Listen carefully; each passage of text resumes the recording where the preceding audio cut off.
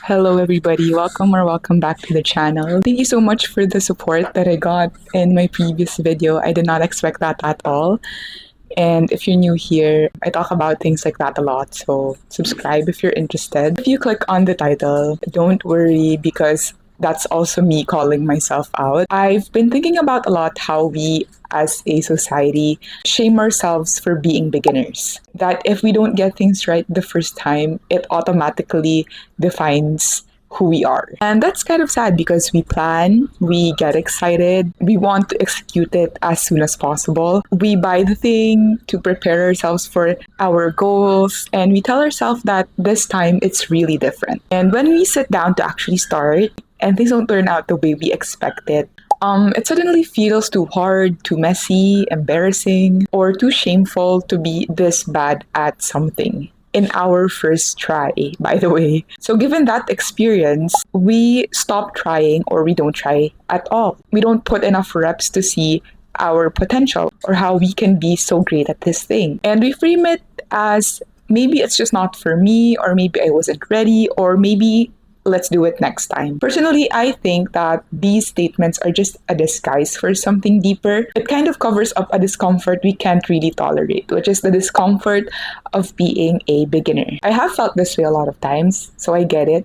And it feels very heavy to have this feeling, and it takes the joy out of the thing that we're starting. And to add to that, we also live in a world where people really don't like beginners. Also, we are surrounded by people's best moments and highlight reels. That's all we ever get to see. People's most polished days, their best days, and their finished products. It's very rare to see someone talk about the messy side of things, the uncomfortable parts. And nobody really shows the version of them before they knew what they were doing. And because of this, we start to believe that people just arrive good at things. Like mastery is the starting point. And that's a total lie. That is so sneaky. Because one, it strips the joy out of our own accomplishments. And most importantly, it removes the excitement and the enthusiasm of being a beginner. Like suddenly our blinds are shut when it comes to the infinite possibilities of starting a project or starting an endeavor. So today I want to talk about the following things.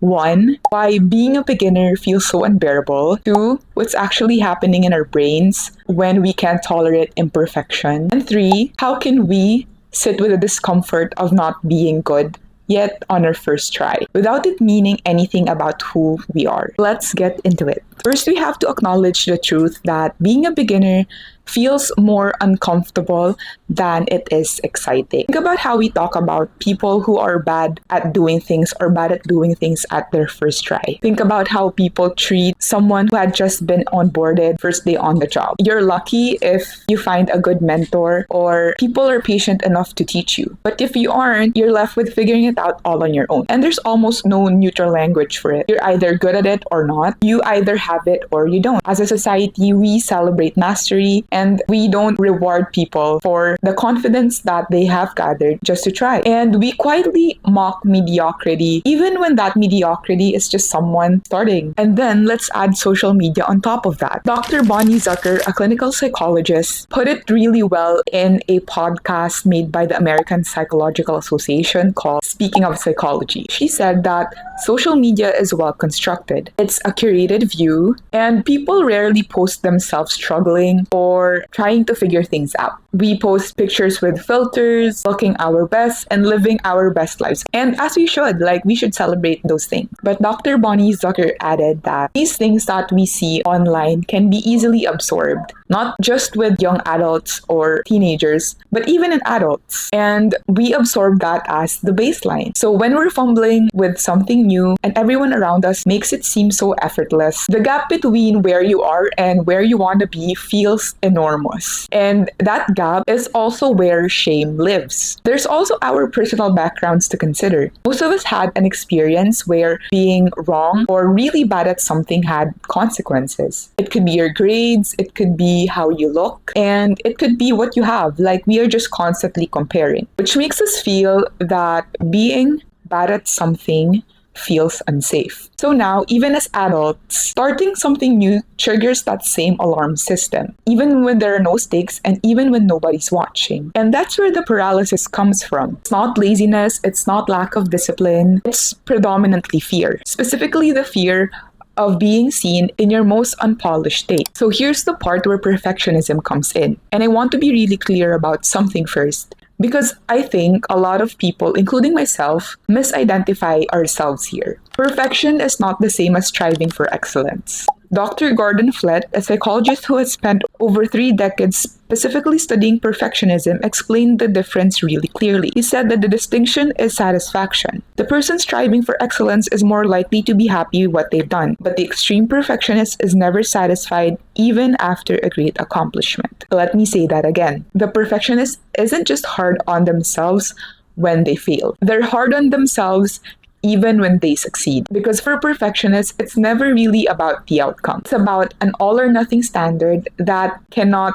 be met. Perfectionists operate in this mindset. You either win or lose, or you do it perfectly or you fail, and there's no in between. And if that's where you're operating from, starting new will be even more difficult because the reality is we will be bad at our first try. Like that is expected. And that's how learning works. But for a perfectionist, being bad at something isn't just a phase. It feels like evidence. Evidence that they're not good enough, not talented enough, and worse, not worthy of trying. Now, here's where it gets more interesting. According to psychologist Gordon Flett, there are 3 domains of perfectionism, or simply put, 3 specific types of perfectionism that show up in different ways. First, self-oriented perfectionism. This is when we're holding ourselves to an impossible standard and we are our own harshest critics. We make a mistake and we automatically spiral. And this is the feeling of being unable to move forward until things are right or polished. Number 2, socially prescribed perfectionism. This one is sneaky. This is where you believe that other people expect you to be perfect. Not because they've said it, but because you might have internalized that to be loved, to be accepted,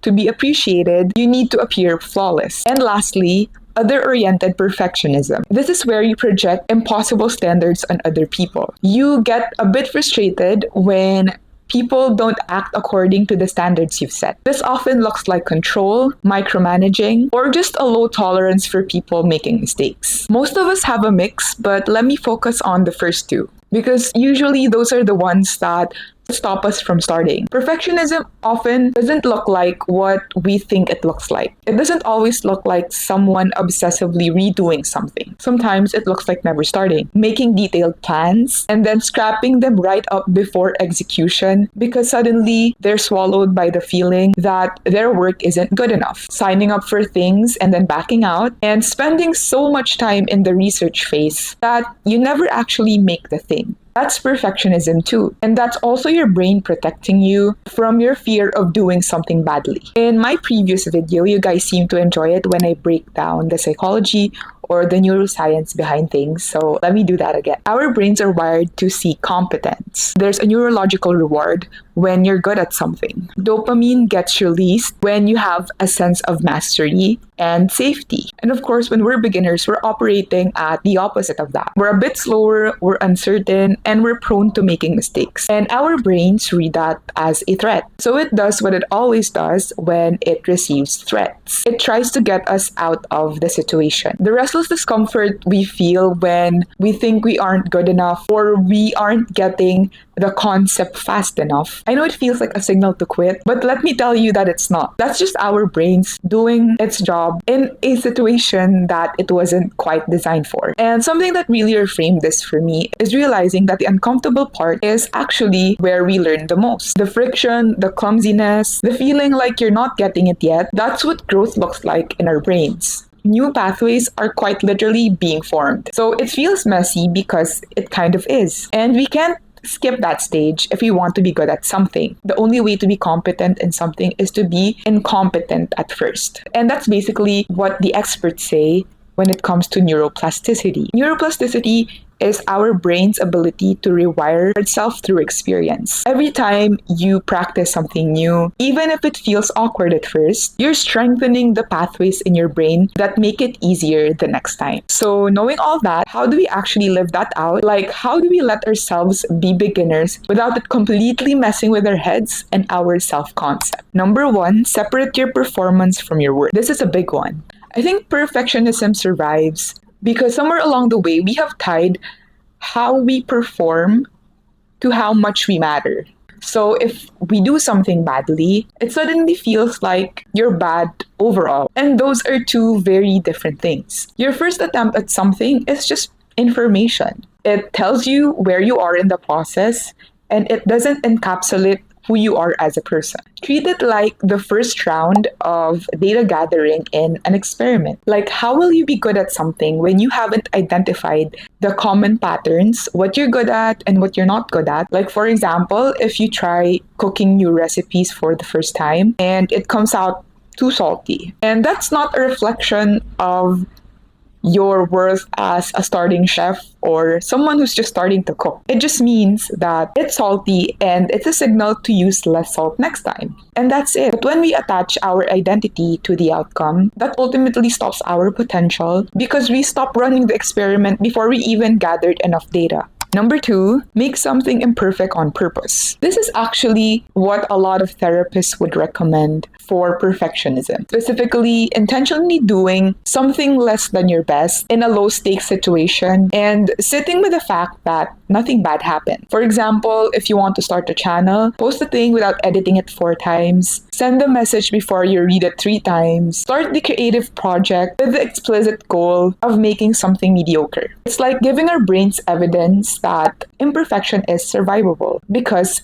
it is. Number 3, reframe the beginner phase as the most interesting part. I know that sounds like a stretch, but hear me out. When you're a beginner, you're seeing something with fresh eyes. You're asking questions that people who've been doing this for years have stopped asking. You notice things that experts have stopped noticing. There is genuine value in not knowing yet. The sooner that you can find that interesting, instead of shameful or embarrassing, the faster you move through. Number 4, hide less. Perfectionism thrives in secrecy. Many perfectionists hide in their failures. They find it difficult to admit mistakes because the judgment feels unbearable. But I think that cutting the process of showing your unpolished work can also mean cutting the feedback that could be very helpful for your personal growth. I'm not saying that you have to broadcast everything, but letting someone you trust see you in your unpolished state and watching them not care or actively encourage you is one of the fastest ways to undo the shame around it. And lastly, measure differently. When you're a beginner, I know there's a trap that you have to always do quality work, but I encourage you to measure differently. Measure by reps, measure by how frequent you show up, measure by the fact that you did the thing even when it's uncomfortable. Mastery is kind of a lagging indicator. You don't see it when it's happening. But in my experience, putting in the reps has never failed me. So measure the thing at the moment that you can actually control. For my final thoughts, here's what I want you to take away from this. Being a beginner should just mean that you are a beginner. No more, no less. It's not a sign that you started too late or that you're not built for it, or maybe some people just have it and you don't. Every single person who is good at the thing they're doing now was once, at one point, exactly where you are. Confused, clumsy, a little bit embarrassed, wondering if what they're doing is worth it. But because they got over the mindset of doing things perfectly, they got to where they are. And I think that our goal is not to strive for perfectionism. I think what we should be working on is to build tolerance. We have to expand our capacity to sit with the feeling of not being good yet, or the feeling of not being where we want to be at. It is not easy, but I really believe that it's something we can build intentionally by reminding ourselves that our first try isn't supposed to be our best try. You're allowed to be new at things. You're allowed not to know what you're doing. You're allowed to show up badly and keep showing up anyway. Respectfully, let yourself be a beginner. Thank you for making it this far. If this resonated, drop a comment about something you've been putting off because you're afraid to be seen trying, or you're scared of being bad at it at first. I genuinely want to know, and I'll definitely respond to your comments one by one. And if you enjoyed watching this, I talk about things like this a lot. Subscribe if you want to. No pressure at all. I'll see you in the next one. So we all bloom together. Bye!